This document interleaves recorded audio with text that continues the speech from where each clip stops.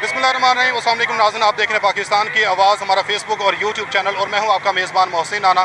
नाज़रीन, जिस तरह चेयरमैन तहरीक इंसाफ इमरान खान की जानब से लॉन्ग मार्च और आज़ादी मार्च की कॉल दी गई है और जोक दर जोक जो अवाम है, PTA के कारकुन हैं, वो इस्लामाबाद जाने की जानब रवा दवा हैं, तो उसी हवाले से नाज़रीन जो इमरान खान के भांजे हैं हसन न्याजी साहब, वो जब लाहौर से निकलने की कोशिश की और उन्होंने इस्लामाबाद जाने की जानब वो रवाना हुए तो उनको पुलिस की जानब से गुंडागर्दी की गई, उनके ऊपर तशद्दुद किया गया और शेलिंग बरसाई गई। तो आइए इसी हवाले से हसन न्याजी साहब से बात करते हैं, उनसे जानेंगे कि ये किस तरह पुलिस की जानब से जो तशद्दुद किया गया, उनके ऊपर शेलिंग की गई, आंसू गैस बरसाए गए, तो इस हवाले से इनका क्या कहना है।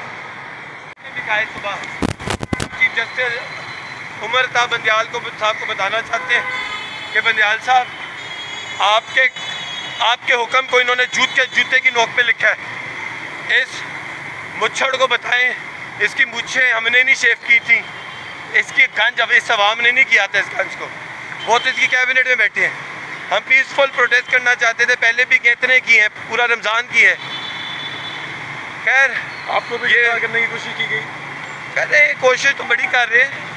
ये जितनी दफ़ा आएंगे उतनी दफ़ा इनको बताऊंगा कैसे। बड़ी अपडेट हुई, ज़ुबैर न्याजी के हवाले से भी प्रेस कॉन्फ्रेंस हुई है कि असला चर्च से निकले और पिस्तौलें असला निकले, झूठे मुकदमा बनाए जा रहे हैं। बना रहे हैं। क्या कहेंगे आप? अब कोई पैगाम पहुंचाना चाहेंगे, क्योंकि लोग तो आपको देख रहे हो। मैं तो अपने कायद को पैगाम पहुंचाऊंगा, ये जिहाद है और जिहाद में जान देनी पड़े तो जान भी देंगे। हम जिहाद पर सोच के निकल आए, पर वही जहाज सोच के निकला हूँ। अकेला भी रह जाऊंगा तो जिहाद समझ के आगे पहुंचूंगा। कैसे नहीं पहुंचूंगा।